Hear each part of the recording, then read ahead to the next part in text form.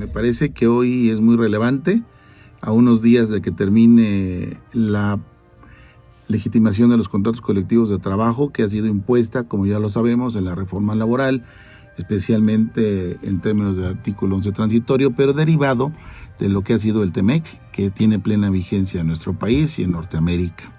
En ese apartado 23A se impone la obligación de que México reforme su legislación laboral, y entre esos apartados está la legitimación de los contratos colectivos de trabajo, una medida que se adoptó entre los países porque se suponía y aseguraron que México tenía múltiples contratos simulados que los han llamado de protección.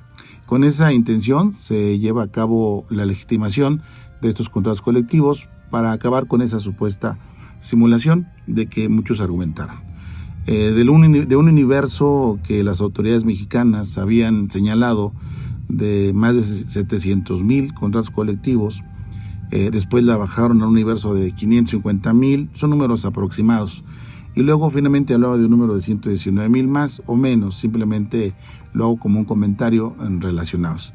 Estamos viendo que se van a alcanzar a legitimar poco menos de 16,000 contratos colectivos de trabajo, con un universo de 4,612 sindicatos registrados, tanto locales como federales, así como eventos realizados 33,305 en las diversas empresas de largo y ancho del país para poder legitimar.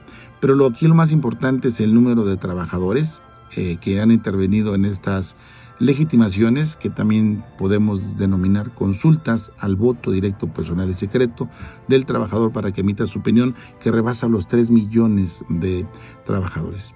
En el universo de que pudiéramos llegar a 3,5 millones o 4, por comentarlo así, pues estamos hablando de un número muy importante.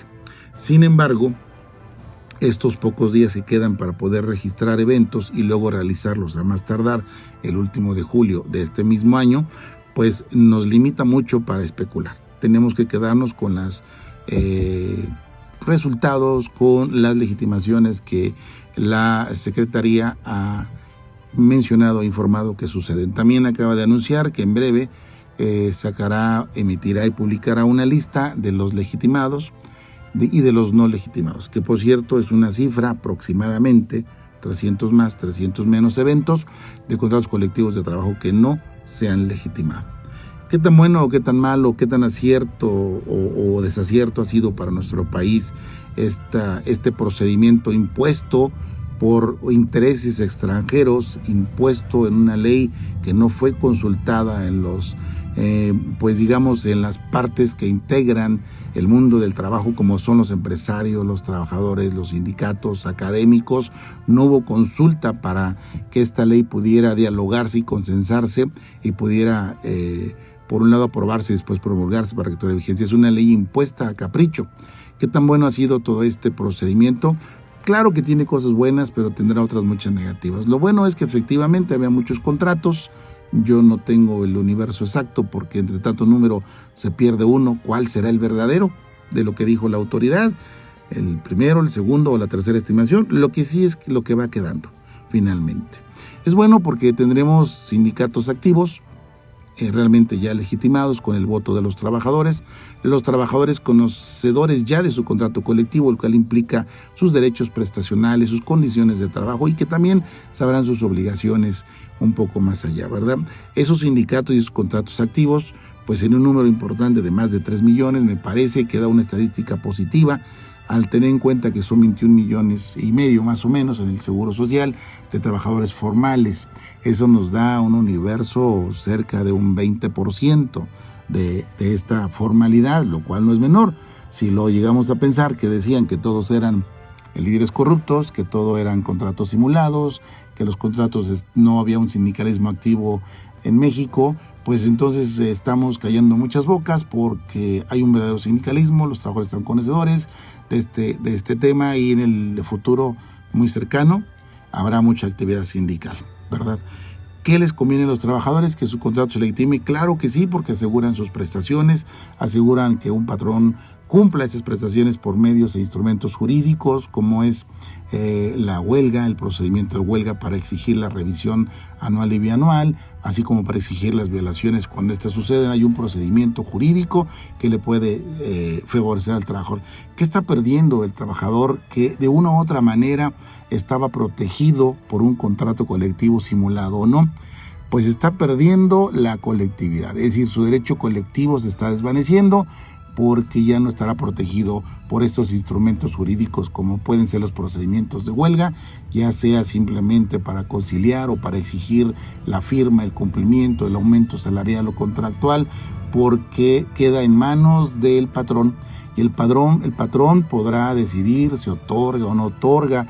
Este salvoconducto que se puso en la ley y que ha pregonado mucho la Secretaría de que los derechos no se pierden y que se trasladarán a contratos individuales de trabajo, no es ninguna garantía para los trabajadores mexicanos que los derechos pactados en un contrato colectivo se cumplan.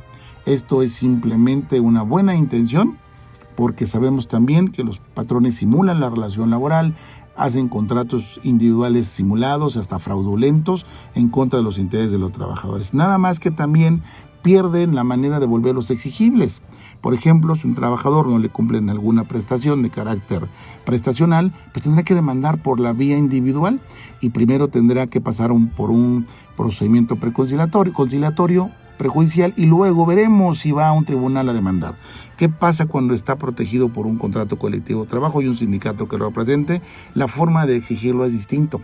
Entra inmediatamente en los derechos de libertad sindical, el ejercicio de la contratación colectiva y el ejercicio de huelga. Esto es mucho más rápido y mucho más efectivo en favor del trabajador. Es decir, tenemos una reforma que lo que está consolidando son intereses internacionales, intereses patronales, que debilita los derechos de los trabajadores, que los limita, que los restringe y que le cambia por decreto, porque eso es lo que ha sucedido, un régimen colectivo a un régimen individual. Creo que esto es un retroceso en ese sentido, así como marcamos avances en cuanto a la libertad sindical, la transparencia de los sindicatos, en cuanto a la contratación colectiva, la efectividad de que haya una democracia y transparencia sindical, me parece muy bien, pero por otro lado, la gran mayoría de trabajadores en México quedan desprotegidos por este lado. No es consuelo lo que acabo de decir, como tampoco es consuelo que los sindicatos los trabajadores puedan seguir formando más sindicatos, porque vamos a polarizar al sindicalismo en México, lo vamos a debilitar.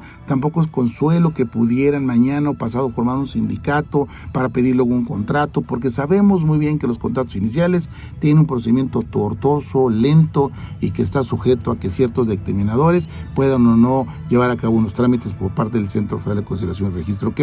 Creo que falta mucho, pero hoy como quedan las cosas, tendremos algunas ventajas y algunas desventajas. Finalmente, la resumo en una concreta. Por un lado, se legitiman, sabemos cuántos contratos hay, qué sindicatos existen, cómo están representados. Sabemos que hay más de 3 millones de trabajadores que sí aceptaron la sindicación, que reconocieron su contrato y su sindicato. Pero por otro lado, la más desventajosa es que dejan a la inmensa mayoría de los trabajadores en manos del arbitrio patronal para que decidan su futuro en materia laboral, sobre todo en los derechos y cumplimiento de sus prestaciones en favor del trabajador.